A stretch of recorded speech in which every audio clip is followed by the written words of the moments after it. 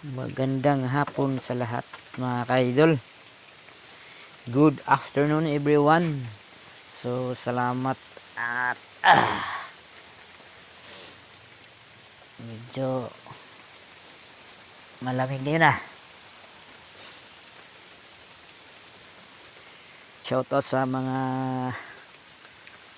subscriber and followers natin dyan. Naway nasa mabuti kayong kalagayan ngayon mga ka-idol. So ngayon mga ka-idol is hapon dito sa Canada. Magandang hapon sa atin dito sa Canada, sa Quebec. At saka magandang umaga dyan sa Pilipinas. So papakita ko sa inyo yung weather mga ka-idol. Ayan yung weather dito.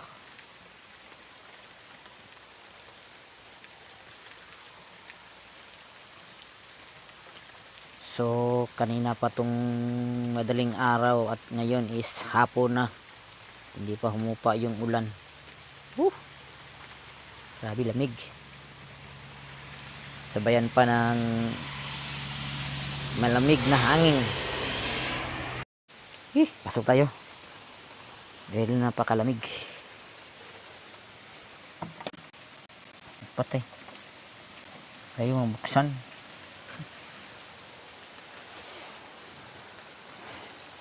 Dito tayo dadaan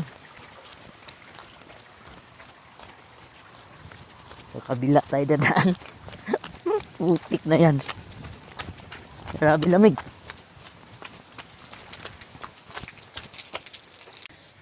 Ang lamig.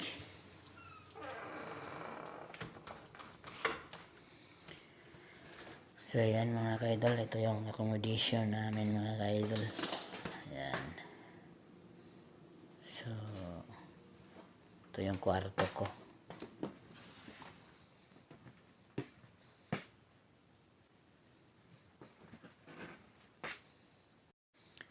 So ngayon mga ka-idol, may nagtatanong sa atin kung ano-ano ba mga agency na pwedeng applyan natin papunta dito sa Canada.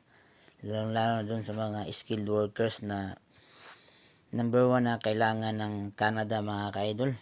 So ang una-una nating isipin mga ka-idol yung mag-apply tayo na hindi tayo maloko mga ka-idol. So kailangan na kung makapunta tayo dito sa Canada is hindi tayo may scam. So yun mga ka-idol, pag-usapan natin yung mga nagtatanong kung ano-ano bang mga agency na legit na pwede nating applyan sa dito sa Canada mga ka-idol. Lalong-lalo na dun sa mga skilled workers.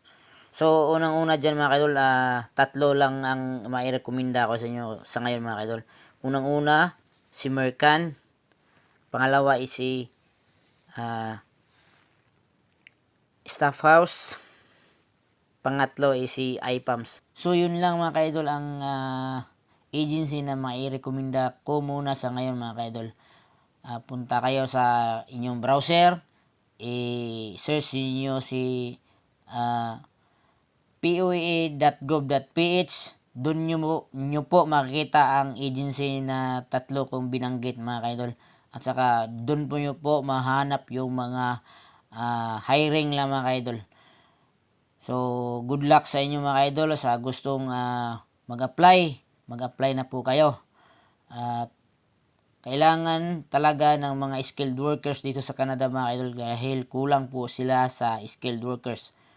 So kung gusto nyo mag-apply, kailangan nyo rin ng experience dahil mahirap po talaga mag-apply kung walang experience papunta dito mga ka-idol. Kahit high school graduate lang po kayo, basta may experience kayo, pwede kayo mag-apply dito sa Canada. So apply na kayo sa tatlo kong nabanggit na agency mga ka-idol. At saka baka sakali someday ay matupad nyo rin yung mga pangarap nyo mga ka-idol. So yun lang mga ka-idol, at sana ay nabigyan ko kayo ng konting idea. So research lang po tayo mga ka-idol, at yun lang mga ka-idol. God bless inyo and good luck.